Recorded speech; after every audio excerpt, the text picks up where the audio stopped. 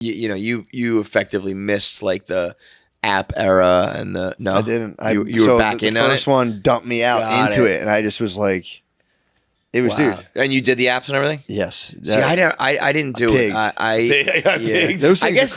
I'm just saying because I was so completely obsessed with it. Yeah. I couldn't do it. I was just like, really. And you would fuck them all, or meet up with them all, or are you just doing like the app for I've never I can't ever put any rhyme or reason to it. It was always kind of like really. It was very irregular.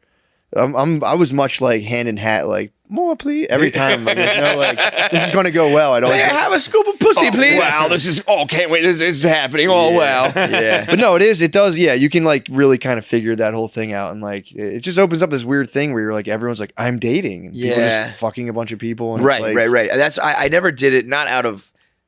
I find it to be exhausting when people are like, I go on like 4 or 5 fucking like dates a week. You eventually organically develop a spiel where you're like, you're saying the same shit. It's like an act. It's like you're on stage. It's very What's similar. What's the deal like with this? But I never got in. I mean, I guess I was using like Instagram, which is basically just if you're single and using it in that manner, it just becomes a dating app in its own right. Yeah.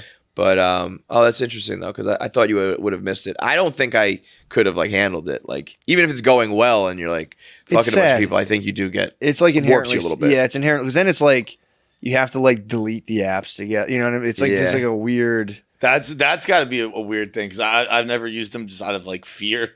Same reason I don't fuck strangers.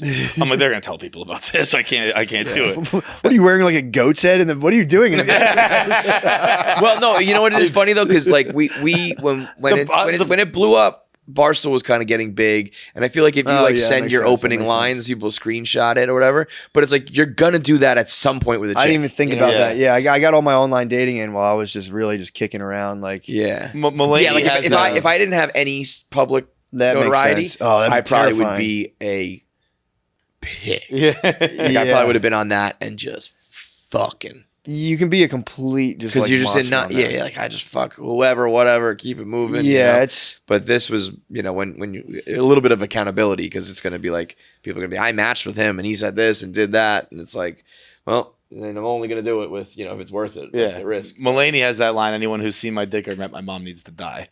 And I agree. Well, that's the thing. It's hard. It's, everyone has to, that was my whole obsession with not watching porn. I was trying to see, I was like, how am I going to wrangle like sexual impulses and be married? It's a fucking lot to do. And most people just quietly fall by the wayside, and it's like, dude, I totally get it. Yeah. So I was trying to like champion it, and I was like, I won't do porn. Because I'm not like totally against porn. I just ran the experiment, and I was like, all right, kind of got what life's like without it. And I was like, I'm really into that stuff. It's like, it's hard to not watch. It's very difficult. You're really into porn. Yeah, it's for me. It's more. It's not like I don't like I wouldn't go to like the convention and be like, oh no. Yeah. It becomes like your routine. It's like exactly. It's like it was a very like drilled into like the deepest parts of my brain routine. Totally. When you start to break routines like that, you get all this free floating anxiety and shit. And that's what I'm interested in, just like exploring all that stuff. I can see that very much. I was very proud of you following along with it. I was like, every day I'd see I'm still off the nog. I was like, fuck it. Well, now I'm on a thing where I'm like, should I continue? Should I get back on? How long did you think you were going to go? In the beginning? Year. I wanted to do a full year. I had to make it to August and I fell. Because then I get in these weird holes where I'm like, I don't have like. You're in recovery, man. It's not true. You didn't fail. Well, I'm not like puritanical about it. I don't have like a mission. I was like, I'm curious if I can do it. And if it is, there's a genuine payoff. And then I started getting to the point where I was like, quit coming on like the whatchamacallit. Like I'd have sex with my wife and it'd be like bam, and I was like, all right, it's not the best either. Yeah, that sucks. So I was trying to find. So I'm trying to find a middle ground. I'm gonna. She's like, go watch some porn, you fucking prude. Oh god.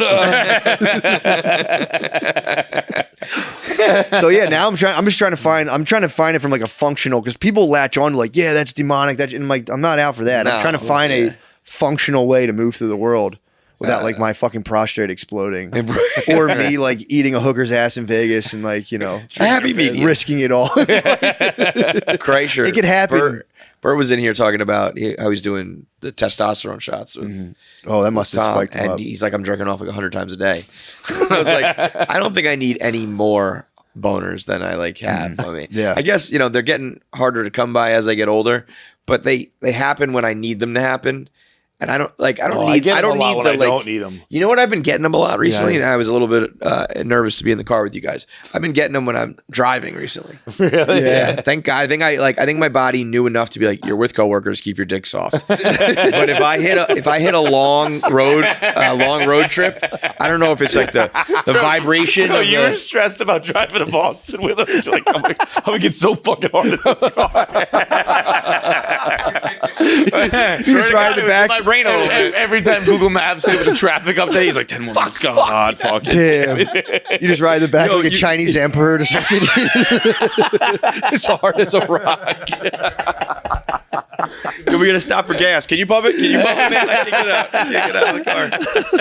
But I don't know if it's just like a little bit of the or just my mind. In the car, your phone's off. You're not. Yeah. It's one of the times I'm really just thinking. I don't know what it is. Because sometimes it's not like I'm sitting there thinking about porn or whatever. I hear about people getting them on airplanes a lot. Yeah. I want to say there's a reason that I read. Like there's your ears pop, your dick gets hard. Yeah. You gotta chew gum to get your boner down. Tomato juice tastes better. It's the whole thing.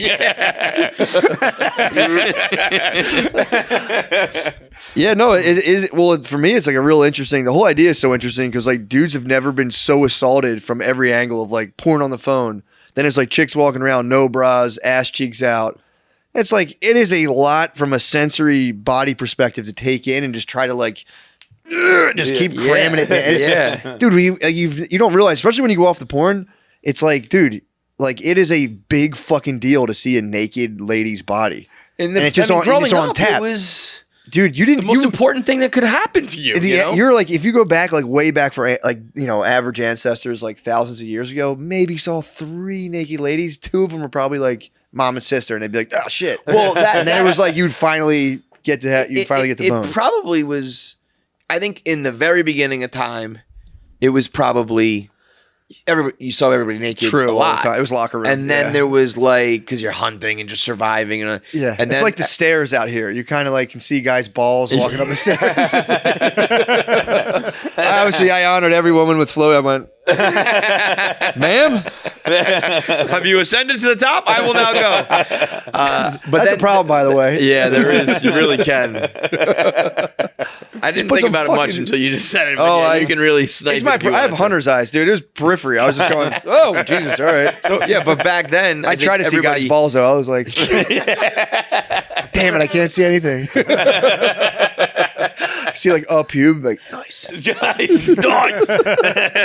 When do you think shame set in with nakedness? Like, Adam and Eve, of course, but obviously day one, but the Garden of Eden. Because it probably went from like everyone's naked all the time, nobody cares, to like don't ever show anything.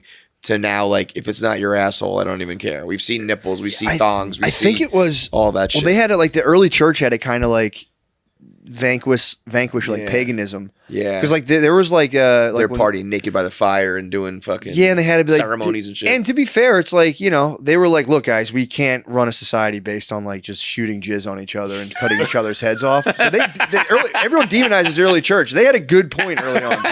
They were dealing with like really serious shit. We're like, guys, this fucking. I know you think it's awesome to come all the time, but we got to put a bottle in this just a little bit. And they went a little too extreme. This is my inner struggle right now. I'm trying to figure it out, dude.